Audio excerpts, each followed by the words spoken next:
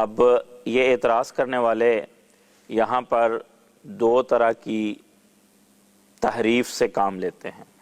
یہ نہیں کہا جا سکتا کہ ان کو پتہ ہی نہیں ہے، بلکہ وہ جانتے بوجھتے یہ کرتے ہیں، کیونکہ اگر یہ اعتراض ان کو اس کتاب سے ملا تو وہیں پر دو باتیں ایسی ہیں جو درج ہیں لیکن ان کو چھوڑ دیتے ہیں. دیکھیں، حضرت مسیح موعود علیہ السلام نے اپنی کئی کتابوں میں اس بات کا تذکرہ فرمایا ہے، اور وہ دو باتیں جو چھوڑ جاتے ہیں، پہلی یہ کہ یہ کشف ہے. اعتراض کرنے والے یہ نہیں بتاتے کہ یہ کشف ہے، وہ یوں سمجھتے ہیں گویا یہ ظاہری واقعہ ہے، اور کشف کی خواب کی تعبیر ہوتی ہے.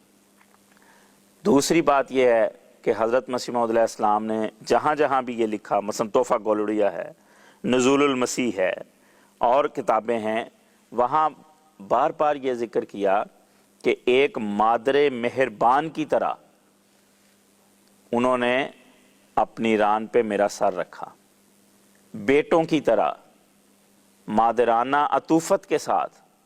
تو یہ سارے الفاظ بتاتے ہیں کہ جس طرح ایک ماں اپنے بیٹے کو اپنے پاس بلاتی ہے اور لٹاتی ہے، یہ ماں بیٹے کا تعلق ہے.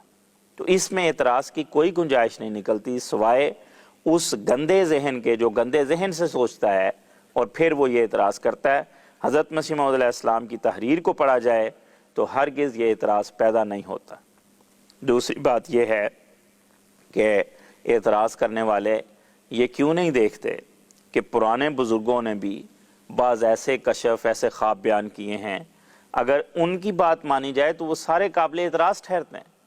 مثلا حضرت سید عبد القادر جیلانی رحمۃ اللہ علیہ، ان کا یہ خواب کتابوں میں موجود ہے. قلائد الجواہر میں اس کا تذکرہ ہے کہ انہوں نے کہا کہ میں خواب میں دیکھتا ہوں کہ حضرت عائشہ رضی اللہ عنہا نے مجھے اپنی گود میں بٹھایا ہے اور میں ان کا دودھ پی رہا ہوں، اور لکھا ہے کہ پہلے دائیں پستان سے میں نے دودھ پیا اور پھر بائیں پستان سے میں نے دودھ پیا.